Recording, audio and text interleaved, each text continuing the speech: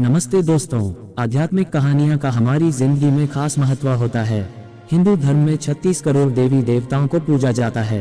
हर देवी देवता को अपनी खास शक्ति के लिए जाना जाता है, जैसे धन की देवी लक्ष्मी, बुद्धि की देवी सरस्वती, बल के देवता हनुमान आदि।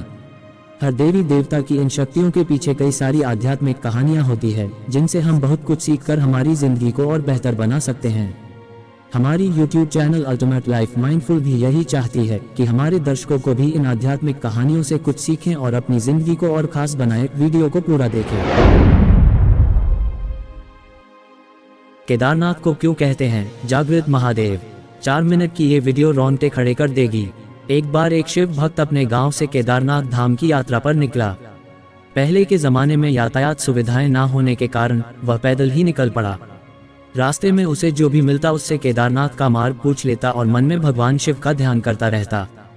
चलते चलते उसको महीनों बीत गए। आखिरकार एक दिन वह केदारनाथ धाम पहुंच ही गया। केदारनाथ में मंदिर के द्वार 6 महीने खुलते हैं और 6 महीने बंद रहते हैं। वह उस समय पर पहुंचा जब मंदिर के द्वार बंद हो रहे थे। पंडित जी को उसने बताया वह बहुत दूर से महीनों की यात्रा करके आया है। उसने पंडित जी से प्रार्थना की, कृपा करके दरवाजे खोलकर मुझे प्रभु के दर्शन करवा दीजिए। लेकिन वहाँ का तो नियम है, एक बार बंद तो बंद और नियम तो नियम होता है। वह बहुत रोया, बार बार भगवान शिव को याद किया कि प्रभु बस एक बार दर्शन करा दो। वह सभी से प्रार्थना कर रहा था, लेकिन किसी ने भी उसकी एक नहीं सुनी। पंडित जी बोले, अब यहाँ 6 महीने बाद आना, 6 महीने बाद यहाँ के दरवाजे खुलेंगे। यहाँ 6 महीने बर्फ और ठंड पड़ती है। यह कहकर सभी वहाँ से चले गए, लेकिन वह वहीं पर रोता रहा। रोते रोते रात होने लगी और चारों तरफ अंधेरा हो गया, लेकिन उसे अपने शिव पर पूरा विश्वास था कि वो जरूर कृपा करेंगे। उसे बहुत भूख और प्यास भी लग रही थी। तभी उसने किसी की आने की आहट सुनी। देखा एक सन्यासी बाबा उसकी ओर आ रहा है। वह सन्यासी बाबा उसके पास आकर बैठ गया। पूछा, बेटा कहाँ से आए हो? उसने अपना सारा हाल सुना दिया और बोला, मेरा यहाँ आना व्यर्थ हो गया बाबा जी। सन्यासी बाबा ने उसे समझाया, खाना भी दिया और बहुत देर तक उससे बातें करते रहे। सन्यासी बाबा को उस पर दया आ गई। वह बोले, बेटा मुझे लगता है सुबह मंदिर जरूर खुलेगा, तुम दर्शन जरूर करोगे। इन्हीं बातों में उस भक्त को ना जाने कब नींद आ गई। सूर्य के मध्यम प्रकाश के साथ भक्त की आंख खुली। उसने इधर उधर बाबा को देखा, किंतु वह कहीं नहीं थे। इससे पहले कि वह कुछ समझ पाता, उसने देखा पंडित जी अपनी पूरी मंडली के साथ आ रहे हैं। उसने पंडित को प्रणाम किया और बोला, कल तो आपने कहा था कि अब मंदिर 6 महीने बाद खुलेगा और इस बीच कोई यहाँ पर नहीं आएगा, लेकिन आप तो सुबह ही आ गए। पंडित जी ने उसे गौर से देखा, पहचानने की कोशिश की और पूछा, तुम वही हो ना जो मंदिर का द्वार बंद होने पर आए थे और मुझे मिले थे? 6 महीने होते ही वापस आ गए।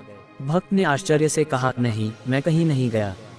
कल ही तो आप मिले थे रात में, मैं यहीं सो गया था, मैं कहीं नहीं गया। पंडित जी के आश्चर्य का ठिकाना नहीं था।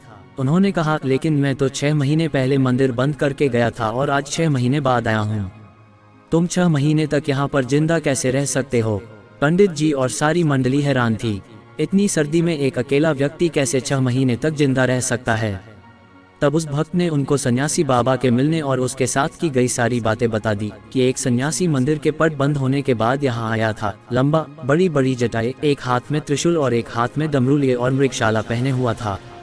पंडित जी और सब लोग उसके चरणों में गिर गए। बोले, हमने तो जिंदगी लगा दी किंतु प्रभु के दर्शन ना पा सके। सच्चे भक्त तो तुम हो। तुमने तो साक्षात भगवान शिव के दर्शन किए हैं। उन्होंने ही अपनी योग माया से तुम्हारे 6 महीने को एक रात में परिवर्तित कर दिया, कालखंड को छोटा कर दिया। यह सब तुम्हारे पवित्र मन, तुम्हारी श्रद्धा और विश्वास के कारण ही हुआ है। हम आपकी भक्ति को प्रणाम करते हैं। इस घटना के बाद केदारनाथ को जागृत महादेव कहते हैं। धन्यवाद। हर हर महादेव। अगर आपको ये वीडियो अच्छा लगा तो प्लीज इस वीडियो को आगे बढ़ाएं और आगे ऐसे ही वीडियो देखने के लिए चैनल को सब्सक्राइब जरूर करें।